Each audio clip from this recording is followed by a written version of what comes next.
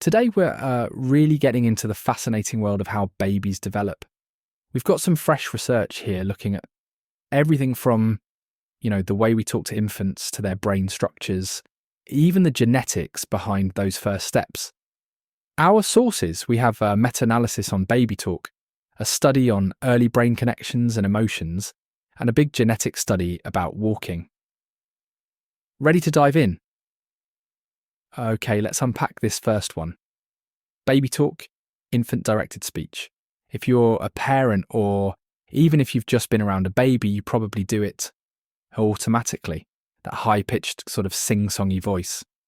What's really going on there? Is it just like a habit we picked up, or is there something more to it? That's a great starting point. And the research really backs up that it's not just a habit. It's pretty universal. A big review, a meta-analysis actually confirms something consistently found. This vowel hyperarticulation, basically exaggerating vowel sounds, it's definitely stronger when we talk to babies compared to other adults. The evidence is quite robust, really. Right, making those oohs and ahs really drawn out. Exactly. And here's what's really interesting for parents. I think this isn't just us being cute. The theory is that this exaggeration actually makes speech sounds clearer, easier for tiny ears and brains to process.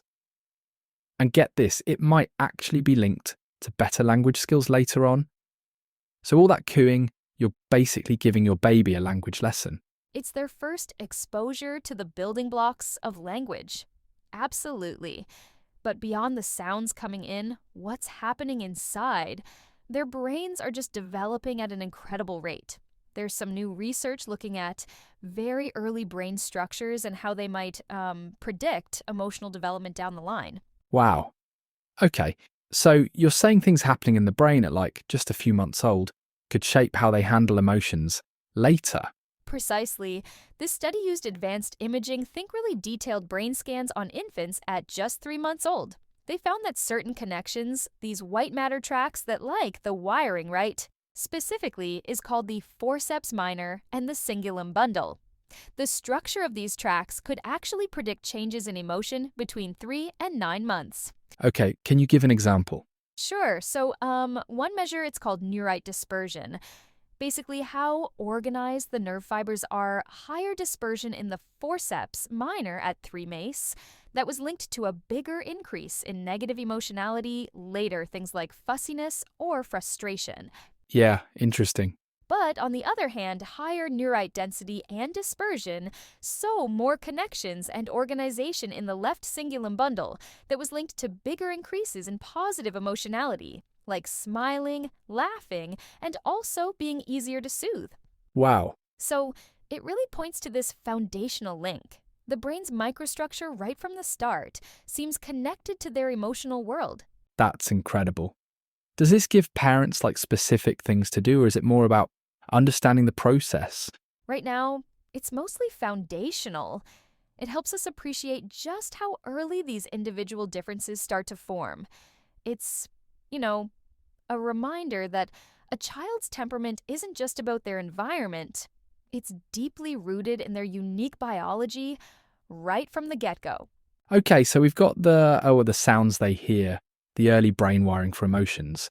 What about the big physical stuff like those first steps? Every parent waits for that, right? That first little independent toddle.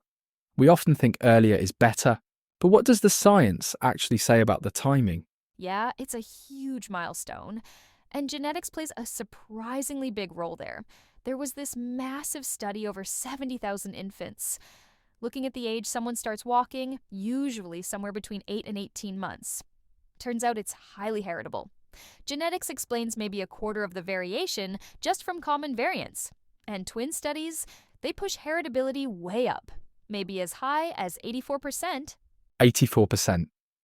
Wow, so your genes really influence when you walk. They certainly seem to. The study even pinpointed 11 specific genetic areas, or loci.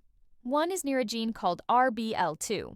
And interestingly, that gene is sometimes implicated in neurodevelopmental conditions where walking is delayed or maybe doesn't happen.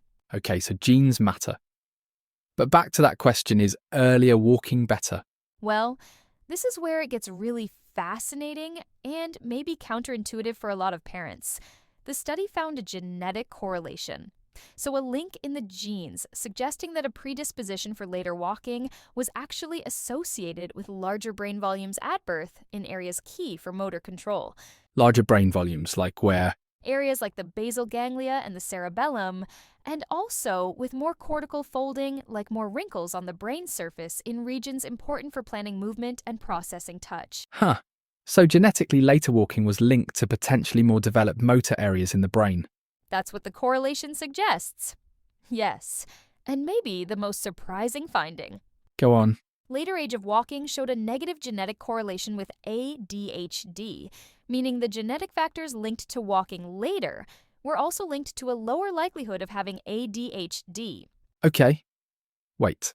So walking later might genetically be linked to potentially better brain development in some motor areas and a lower risk of ADHD. That completely flips the earlier is better idea on its head, doesn't it? It certainly challenges that simple assumption. It suggests the timing of these milestones is, probably way more complex than just hitting them early. Development isn't always a race. The full study links are in the description or at smartstartparents.com.